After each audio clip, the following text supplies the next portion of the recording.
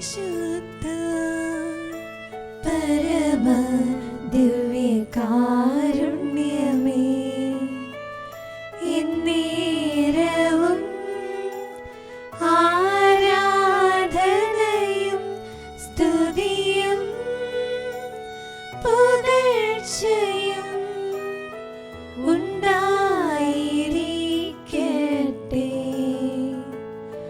പരിശുദ്ധ പരമ ദിവ്യകാരുണ്യമേ, എന്നേരവും ആരാധനയും സ്തുതിയും പുകഴ്ചയും ഉണ്ടായിരിക്കട്ടെ. പരിശുദ്ധ പരമ ദിവ്യകാരുണ്യമേ, എന്നേരവും ആരാധനയും സ്തുതിയും പുകഴ്ചയും ഉണ്ടായിരിക്കട്ടെ.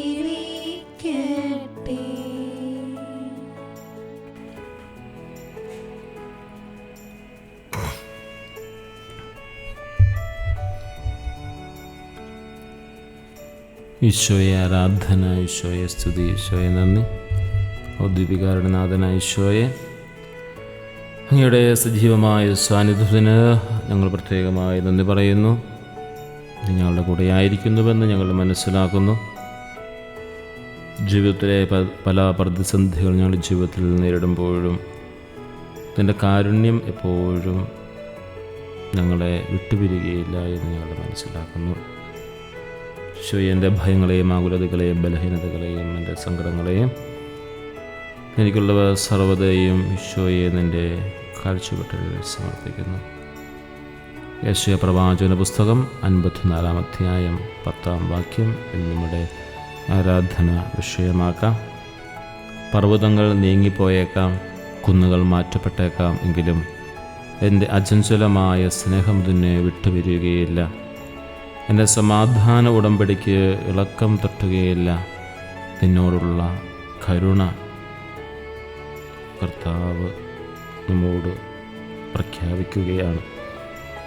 കരുണയുള്ള ദൈവം നമ്മോട് പറയുന്ന വാക്കുകളാണ് യെശയ്യാ പ്രവാചകനിലൂടെ നാം ശ്രവിച്ചത്. ഈ നോമ്പുകാലത്ത് ദൈവം നമുക്ക് നൽകുന്ന ഏറ്റവും വലിയ ഉറപ്പാണിത്, മാറ്റമില്ലാത്ത സ്നേഹം. ലോകത്തിലെ സകല കാര്യങ്ങളും മാറിയേക്കാം. നമ്മുടെ ജീവന തുല്യമെന്ന് നമ്മൾ കരുതുന്ന വസ്തുക്കളും വ്യക്തികളും സാഹചര്യങ്ങളും ജോലികളുമെല്ലാം നമ്മളിൽ നിന്ന് പരിപൂർണമായി മാറ്റപ്പെട്ടേക്കാം. പക്ഷേ മനുഷ്യർ നമ്മെ കൈവിട്ടേക്കാം, സാഹചര്യങ്ങൾ പ്രതികൂലമായേക്കാം. എന്നാലും ദൈവത്തിന് നമ്മോടുള്ള സ്നേഹം അചഞ്ചലമാണ്. ഇതൊരിക്കലും നമ്മെ വിട്ടുപിരിയുകയില്ല. ആ വലിയ മാറ്റമില്ലാത്ത സ്നേഹത്തിൻ്റെ തണലിലാണ് ദിവ്യകാരുണ്യനാഥന് മുമ്പിലായിരിക്കുമ്പോൾ നമ്മളായിരിക്കുക. ആ വലിയ സ്നേഹത്തണൽ, കാരുണ്യത്തണൽ നമ്മുടെ ജീവിതത്തിൽ വലിയ അത്ഭുതങ്ങളും അടയാളങ്ങളും കൊണ്ടുവരുന്ന അചഞ്ചലമായ സാന്നിധ്യമാണ്. ഇവിടെ തമ്പുരാൻ നമുക്ക് മുമ്പിൽ ഒരുക്കുന്നൊരു സമാധാന ഉടമ്പടിയുണ്ട്. ഈ നോമ്പുകാലം ദൈവം നമ്മളുമായി ഒരു സമാധാന ഉടമ്പടി ഉണ്ടാക്കുന്ന സമയമാണ്. നമ്മുടെ പാപങ്ങളെ ഓർത്ത് അവിടെ നിന്ന് നമ്മെ തള്ളിക്കളയുന്നില്ല, മറിച്ച് കരുണയോടെ അരികിലേക്ക് നമ്മെ ചേർത്ത് നിർത്തുന്നു. വലിയ സ്നേഹത്തിൻ്റെ ഭാവമാണ്. കുന്നുകൾ മാറ്റപ്പെട്ടേക്കാം, ദൈവം കൂടെയുണ്ടെന്നുള്ള ബോധ്യം നമുക്കുണ്ടാവണം. അത്രമാത്രം വലിയ സാഹചര്യങ്ങൾ, നമ്മുടെ ജീവൻ്റെ തുല്യമെന്ന് കരുതുന്ന എന്തും നമ്മളിൽ നിന്ന് പരിപൂർണമായി നീക്കം ചെയ്യപ്പെടുമ്പോഴും അവിടുന്ന് നമുക്ക് നൽകുന്ന വലിയൊരു സുരക്ഷിതത്വമുണ്ട്. നമ്മുടെ ജീവന് അവിടെ നമ്മൾ നൽകുന്നൊരു സുരക്ഷിതത്വമുണ്ട്. നമ്മെ പേര് ചൊല്ലി വിളിച്ച് ദൈവം നമ്മുടെ കൂടെയുണ്ട്. നമ്മുടെ കണ്ണുനീരിനും നിശബ്ദമായ തേങ്ങലുകൾക്കും എല്ലാം ഈശോ കാണുന്നുണ്ട്.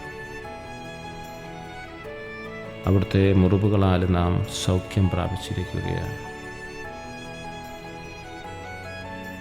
നമ്മുടെ ശരീരത്തിനേൽക്കുന്ന മുറിവുകളെ സൗഖ്യപ്പെടുത്തുവാൻ ഈശോയുടെ തിരുമുറിവുകൾക്ക് മാത്രമേ സാധിക്കുകയുള്ളൂ. കാരണം മറ്റുള്ളവർക്ക് വേണ്ടി സ്വയം വ്യയം ചെയ്ത് സ്വന്തം ശരീരത്തിൽ ഏറ്റെടുത്ത മുറിവുകളെ മനസ്സിലാക്കുവാൻ ഈശോയ്ക്ക് മാത്രമേ സാധിക്കുകയുള്ളൂ. ഈശോയുടെ കൂടെ നടന്ന് ഈശോയുടെ അത്ഭുത പ്രവൃത്തികൾ കാണുകയും സൗഖ്യങ്ങൾ നേടുകയും അത്ഭുത പ്രവൃത്തികളുടെ എല്ലാ മേഖലകളും സ്വന്തമാക്കുകയും ചെയ്തവരൊന്നും പീഡാനുഭവവേളയിൽ ഈശോയുടെ കൂടെ ഉണ്ടായിരുന്നില്ല എന്നുള്ളത്. ഈശോ എത്രയോ പേരെ സൗഖ്യപ്പെടുത്തി, എത്രയോ പേർക്ക് വിശപ്പിന് ഭക്ഷണം നൽകി, എത്രയോ അത്ഭുതങ്ങളും അടയാളങ്ങളും രോഗശാന്തികളും നൽകി.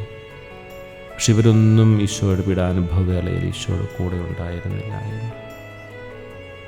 അതുകൊണ്ട് നമ്മളെ സഹായിച്ചവർ, നമ്മെ സ്നേഹിച്ചവർ, നമ്മൾ സ്നേഹിച്ചവർ, നമ്മൾ അധ്വാനിച്ച് വ്യയം ചെയ്ത് സ്നേഹിച്ചവർ, കരുതിയവരൊക്കെ നമ്മുടെ വേദനകളിൽ, നമ്മുടെ സങ്കടങ്ങളിൽ നമ്മുടെ കൂടെ ഉണ്ടാവണമെന്നൊരിക്കലും വാശി പിടിക്കരുത്. ആ കുറവുകളെ, ആ വേദനകളെ മനസ്സിലാക്കാൻ സാധിക്കുന്നത് നല്ല തമ്പുരാന് മാത്രമാണ്. കാരണം അവിടുന്ന് സ്നേഹിച്ചവരെല്ലാം അവസാന നിമിഷം അവിടുത്തെ വിട്ടുമാറുകയാണ് ചെയ്യുക. വിധിവികാരനാഥൻ്റെ മുമ്പിലായിരിക്കുമ്പോൾ അവിടെ നമുക്ക് നൽകുന്ന വലിയൊരു സ്നേഹത്തിൻ്റെ കരുതലുണ്ട്. മാറ്റമില്ലാത്ത സ്നേഹം, ഒരു സമാധാന ഉടമ്പടി, ഒരു സുരക്ഷിതത്വം. ഈശോയിലേക്ക് ചേർന്ന് നിൽക്കാം. മറ്റുള്ളവരെ നമുക്ക് ചേർത്ത് നിർത്താം. അവരുടെ വേദനകളാൽ നമ്മൾ മുറിവേൽപ്പിക്കപ്പെട്ടിട്ടുണ്ടെങ്കിൽ, നമ്മളെ വേദനകളാൽ അവർ മുറിവേൽപ്പിക്കപ്പെട്ടിട്ടുണ്ടെങ്കിൽ അവരെല്ലാം ഈശോയുടെ ദിവ്യകാരുണ്യത്തിന് മുമ്പിൽ കൊണ്ടുവന്ന് അവരെയും നമ്മയും ഈശോയുടെ തിരുരത്തിൻ്റെ അഭിഷേകത്താൽ കഴുകി വിശുദ്ധീകരിക്കാം.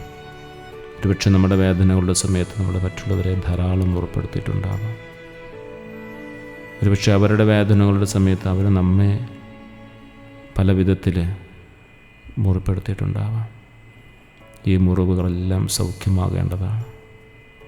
സൗഖ്യമാക്കാനായിട്ട് തമ്പുരാന് മാത്രമേ സാധിക്കുകയുള്ളൂ.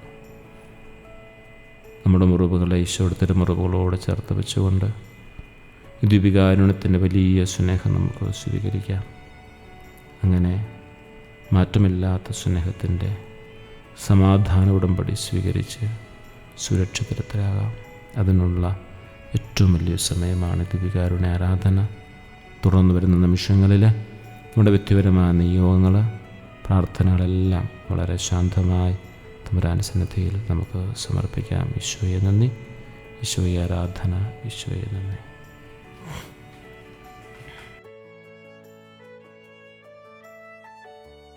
പരിശുദ്ധ പരമ ദിവ്യകാരുണ്യമേ,